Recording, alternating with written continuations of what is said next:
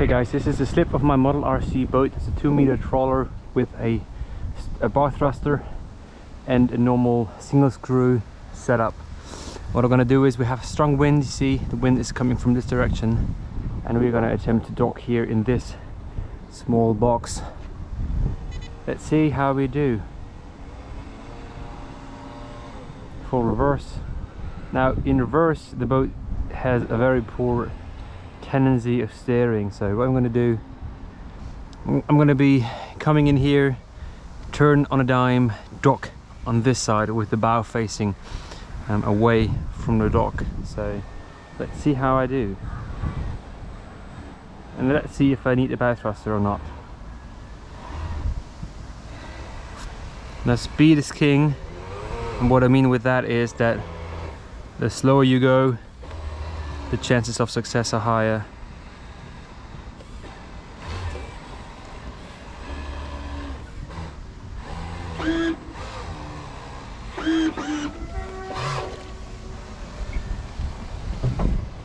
A little bit of bow thruster, but not too much.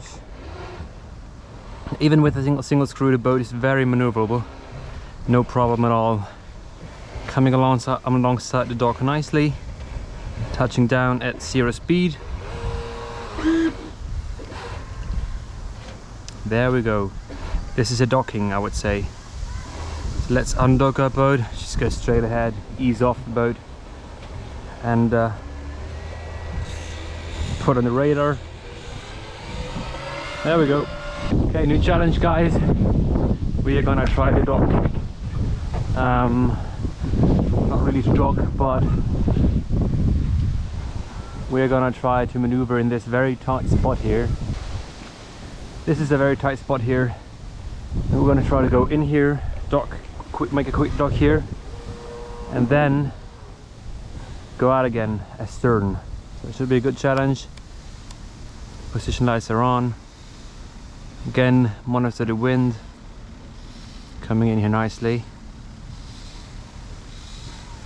I'm using no bow thruster at all, just the momentum of the boat carrying me into the slip. Going astern. There we go. There we go. Nice docking. Let's go astern. And let's go out of the slip. Just use little thrust.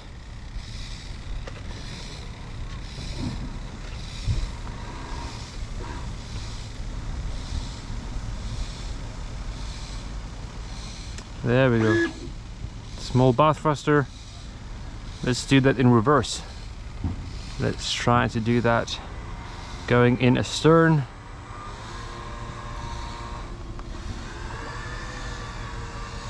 See, the boat really turns on a dime. If it has only a slow speed,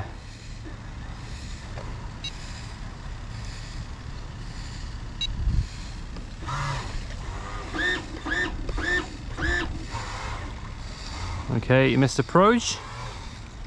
Let's try again. This is way harder to do.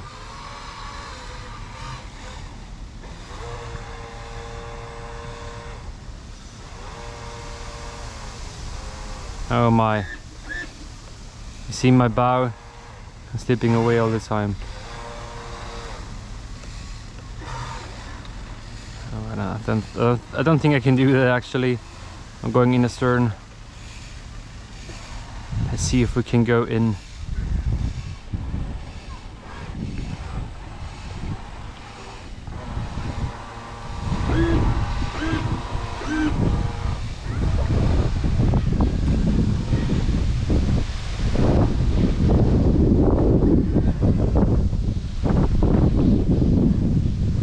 So you got very strong wind. Not any easier with the strong wind here. It'll definitely carry through some momentum.